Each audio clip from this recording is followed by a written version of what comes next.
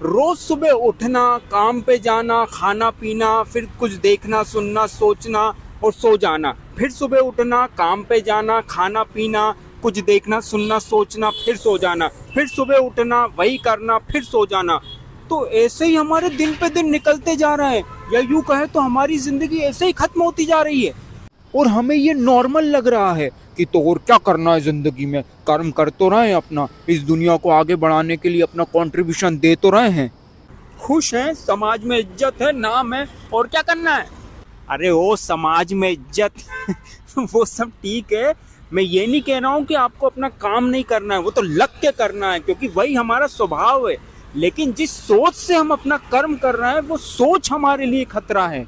जो भी काम अभी हम कर रहे हैं सुबह से रात तक, उसका एक ही लक्ष्य है, उसमें एक ही सोच है कि कैसे मन को खुश किया जाए, कैसे ये हमारी जो इंद्रियां, ये सेंसेस हैं, आँख, कान, नाक, जीभ, त्वचा, गुदा, उपस्थ, ये तृप्त हो जाएं। लेकिन मन का, इंद्रियों का स्वभाव ही है असंतुष्ट रहना, अनसेटिस्फाइड रहना।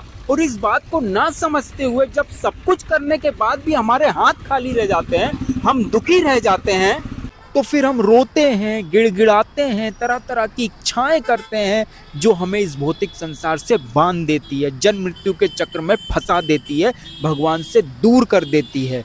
ये समस्या है।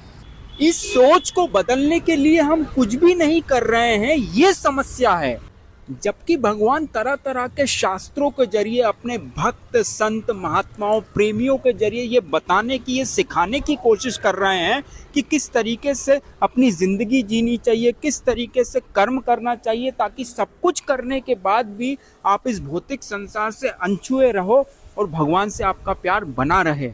लेकिन भगवान को अपना दुश्मन मान करके हम उनके इशारे की ओर ध्यान ही नहीं दे रहे हैं और धीरे धीरे नरक में, गर्त में गिरते जा रहे हैं।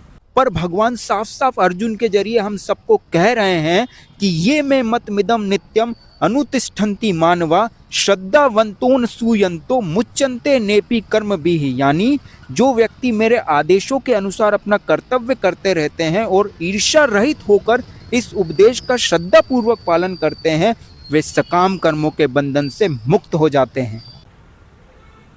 समझे? राधे राधे।